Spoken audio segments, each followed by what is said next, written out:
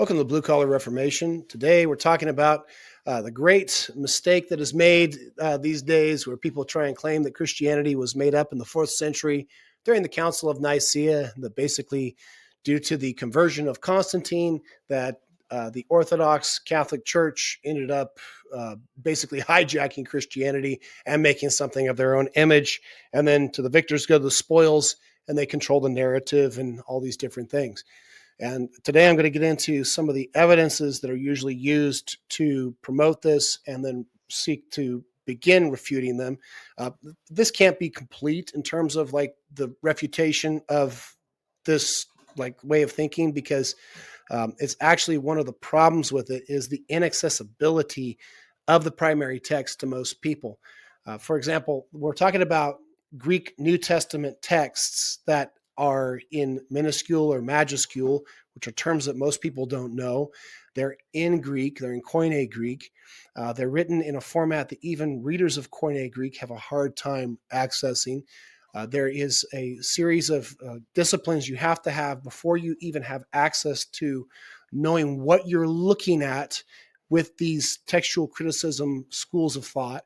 And that inaccessibility leads to the ability of some people to make arguments to say that basically there was a deliberate forging of the New Testament text by the Orthodox, by the Catholic Church, so that there would be this new religion that would be founded on the basis of the preconceived notions and desires of Constantine and those Orthodox against all of their theological opponents. And having this New Testament that is now basically forged, that you end up with the basis of the religion. So that's the sort of conspiratorial thinking that goes into this. And the problem that kind of upholds it is that the proof to disprove it is kind of inaccessible. It's like a magician with a rabbit in the hat.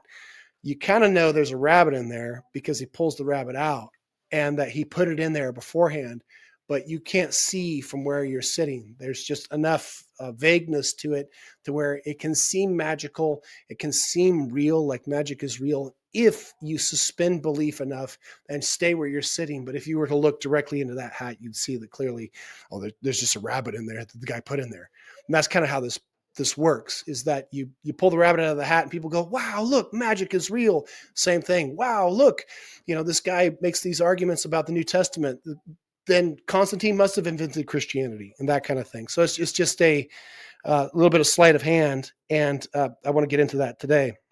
Again, so the main thing is I'm going to be going through common sense arguments, really, just everyday logic and reasoning rather than getting into too much of the primary text stuff, but I do have to a little bit get you into that so that it can make sense.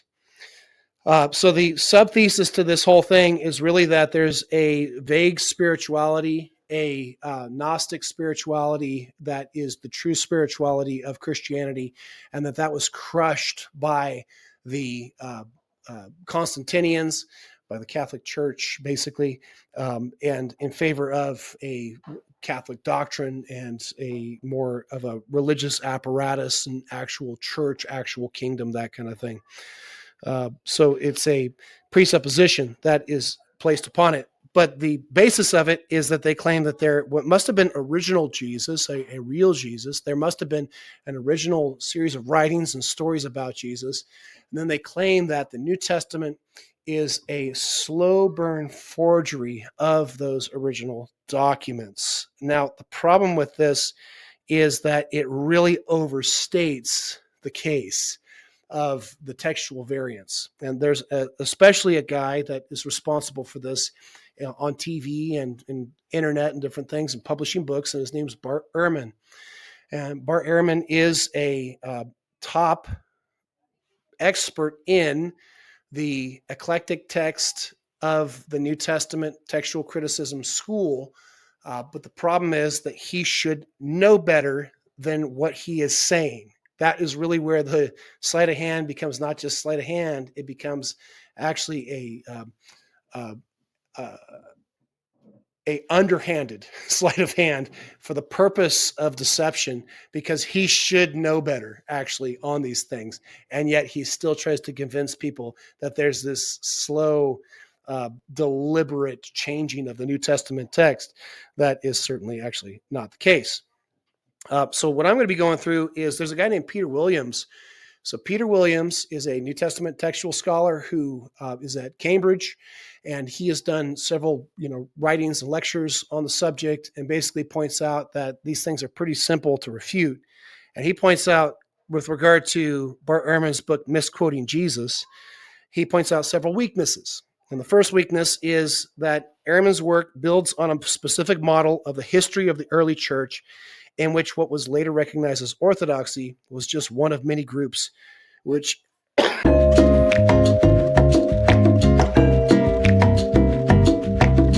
viewed synchronically, cannot be said to be true representatives of Christianity.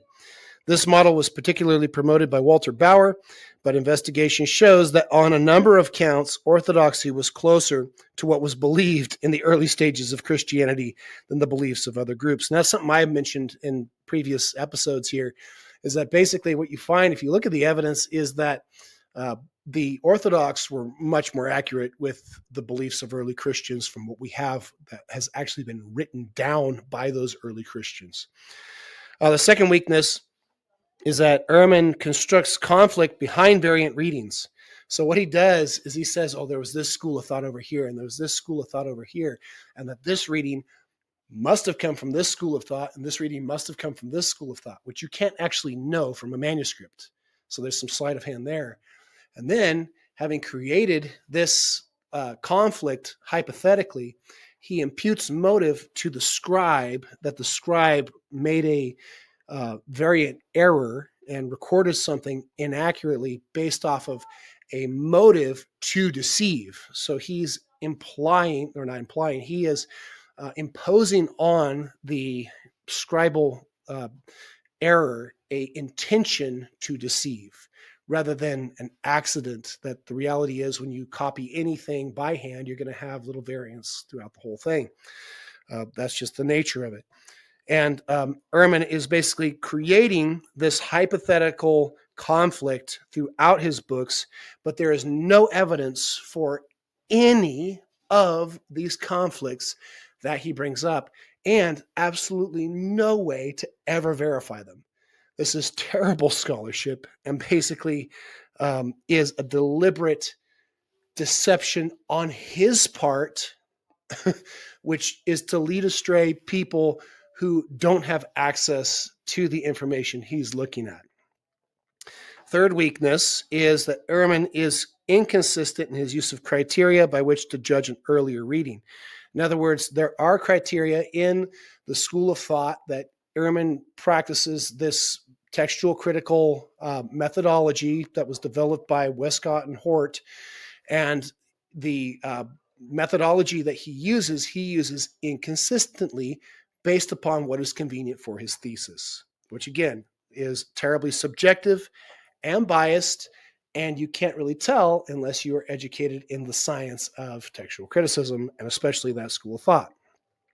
The fourth weakness for Ehrman's thesis is that for it to be plausible, he needs a high proportion of ensemble readings that he prefers to be earlier, and he needs to have grounds for reasonable certainty that this is so. In other words, he needs the readings that happen to be the ones he agrees with and that he's trying to show are that original. He needs them to be earlier. And so he's always going to be biased toward his presupposition that he's imposing on the text, rather than trying to figure out how a variant came to pass by cause and effect, which sometimes is just almost impossible to do. He is trying to prove a thesis and push a thesis on the manuscripts themselves. And then beyond these, there's all kinds of other things that basically we see he does.